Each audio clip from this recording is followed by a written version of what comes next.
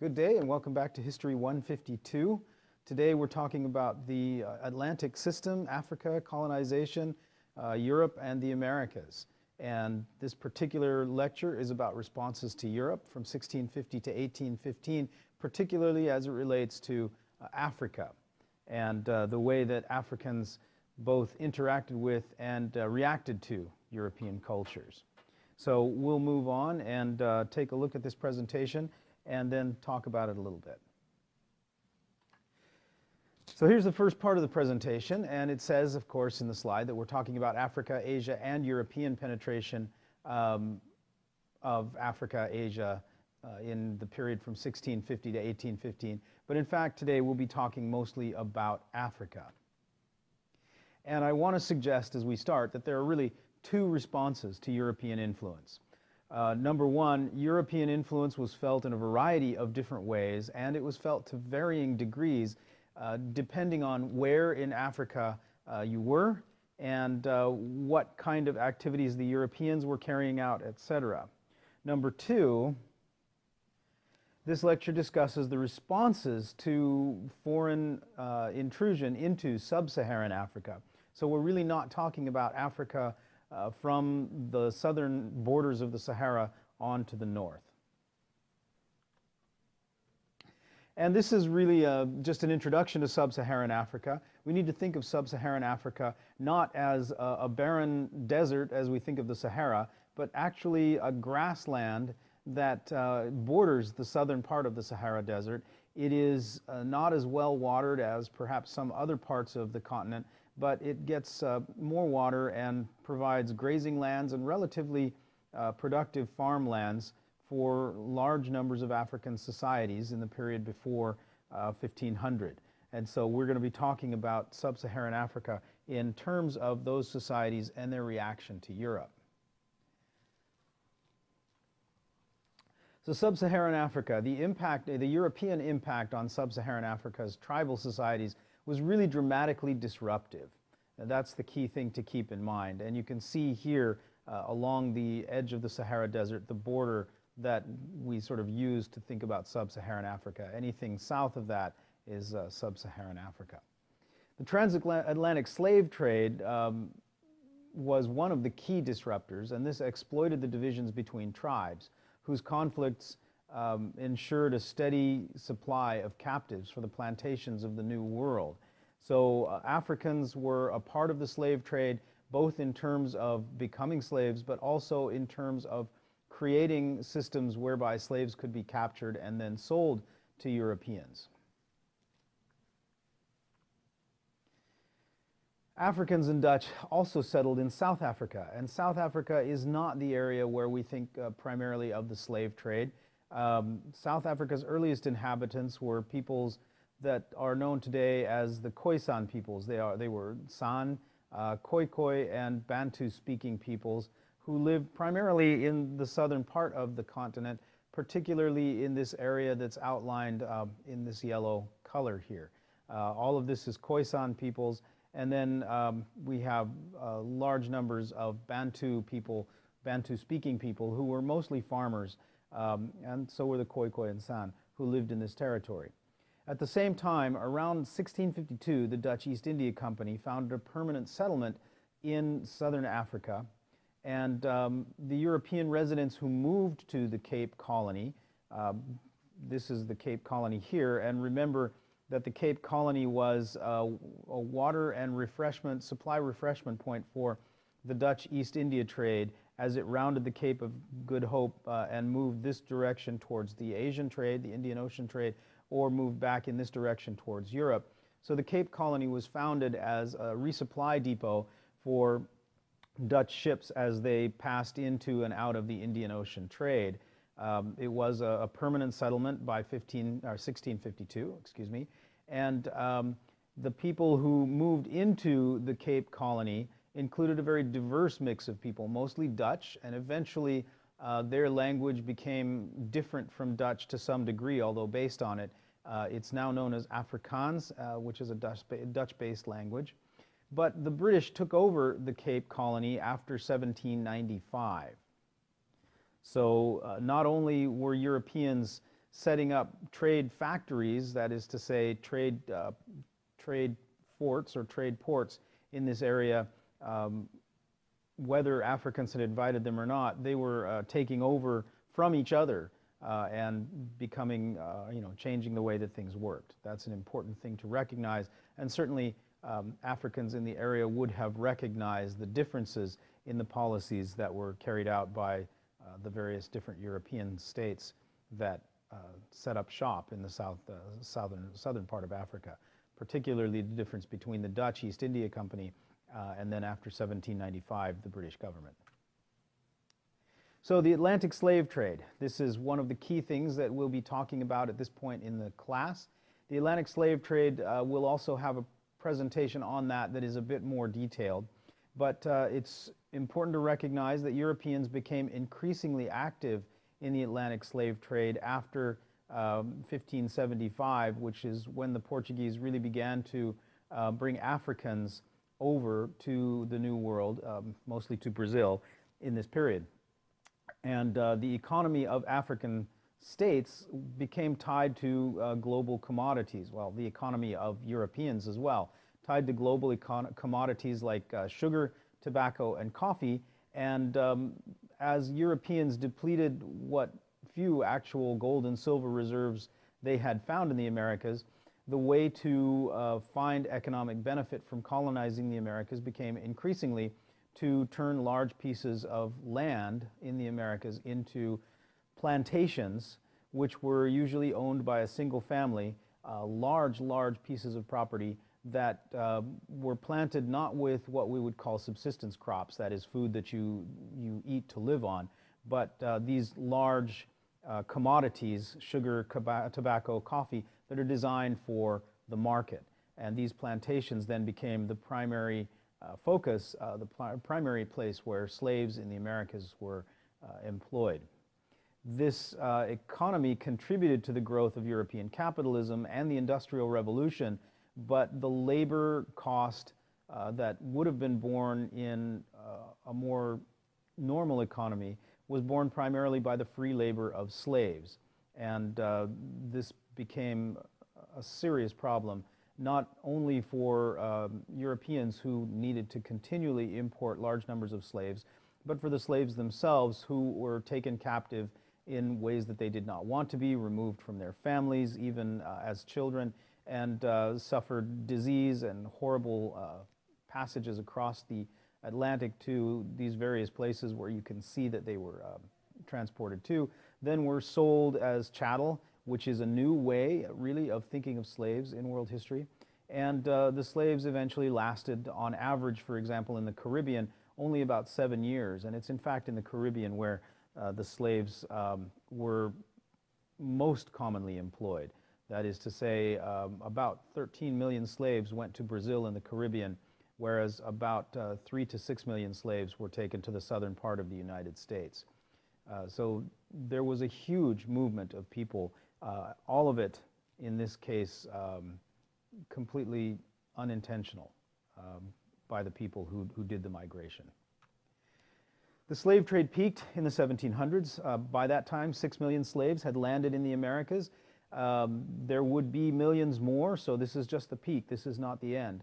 750,000 people were taken from Africa, for example, between the years 1780 and 1790, so just in 10 years. But because of the numbers of people and the fact that the slave trade was growing so much and that it had become the backbone of the plantation economy, which was providing investment money for European industry and providing really the backbone of the Atlantic triangular trade that Europeans were dependent upon and that was creating a world trade system within the Atlantic Ocean area, the visibility of the slave trade made it harder and harder for people of moral character to ignore. And by 1807, the political situation in Great Britain was such that the government abolished the slave trade. Now, this was an abolishment of the trade. That is to say, from 1807 on, new slaves were not allowed to be brought from Africa to Great Britain, and slaves were not allowed to be traded within Great Britain. But if you owned a slave, you were not required to free those slaves. If you were a slave then, the abolition of the slave trade in Great Britain meant really nothing to you. But it did give the British a sense that they had a mission to slow down the trade, and in fact very soon afterwards the British Navy began an active campaign to stop slave ships and turn them back to Africa if they could find them. This had a very limited impact, but the British government was attempting to curb the slave trade as an international trade activity. What you see here is a slave coffle. These are recently captured slaves being marched from the interior of Africa toward the coast in order to be sold. And you can see they're chained together. They're chained together usually at the neck and also sometimes by ankles. And then you can see the two men in front who are chained to these forked tree branches. And this was in order to make sure that they couldn't cooperate with each other in any way, essentially by making it impossible for them to get close to each other. So these men were probably considered likely flight risks or something like that. The fact is, though, that you can see sort of the horror of being captured. And you can see that there are children in the line here. Looks like one mother has a child perhaps in her arms right here. And there's another child here that is chained to this man in front. And in fact, that may not be the man's child. It was quite common for slaves to be kidnapped from their homes as children and taken to the slave trading ports in Africa and sent to the New World as well. So the trade peaked in the 1700s, but it did continue until 1807 in Great Britain, and of course until the late 1860s in the United States and the 1880s in Brazil. But it is important to recognize, and in fact helps us to understand and explain the slave trade, that African trade was not restricted only to slaves. The transatlantic trade also brought traffic in all kinds of new foods. There was manioc or cassava melons, maize. American foods were brought to Africa that helped to feed African populations in ways that they hadn't been able to feed themselves before. Lemons, limes, pineapples, and groundnuts like peanuts and guavas were brought to Africa by Europeans as well. And yams, sorghum, plantains, bananas, milagweta peppers, and other African foods were brought to America.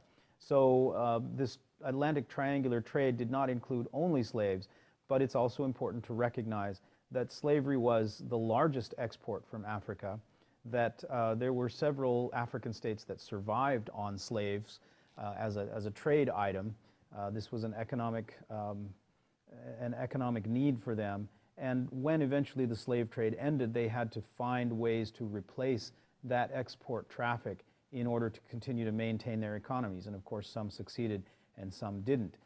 The real horror here, of course, is that we have to recognize that slaves were being bought and sold in the entire Atlantic area just as if they were peanuts or cassava melons or sorghum. That is to say, they were trade commodities, and that's what we mean by chattel slavery. They belonged in all senses to the people who claimed to be their owners and were thus dehumanized. In my own mind, that is an extremely cold situation that makes the slave trade worse, even though we have to recognize it as a part of the economic activity of the Atlantic Ocean. But Africa was not entirely about the slave trade or even about trafficking goods, slaves or otherwise, through the Atlantic. In fact, Africa was really probably less dependent on the trade with the New World than Europe was.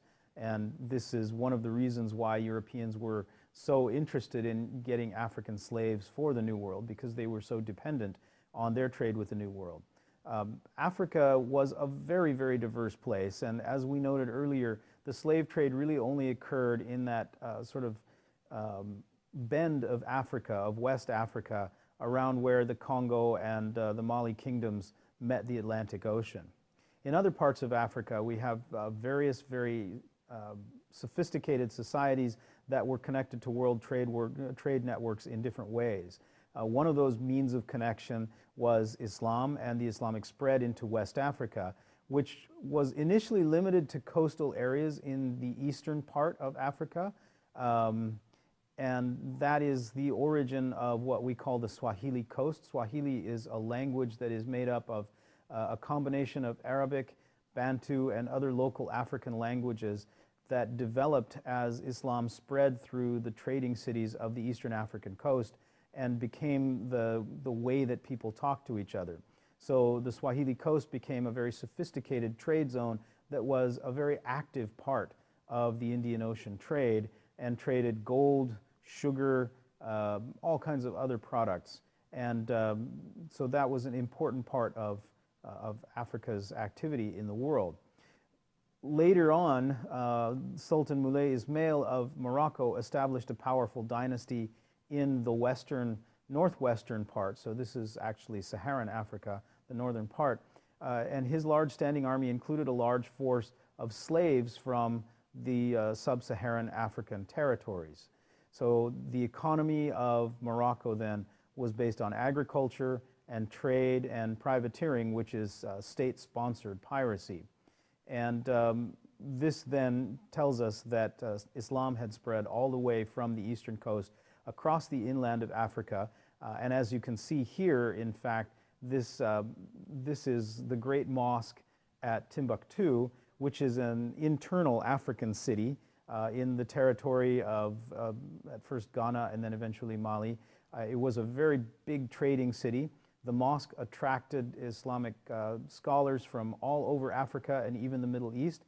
It had a large collection of books, and so Timbuktu was a major trading city where they traded gold and salt, but also a major intellectual center of Africa and a major center of cultural change.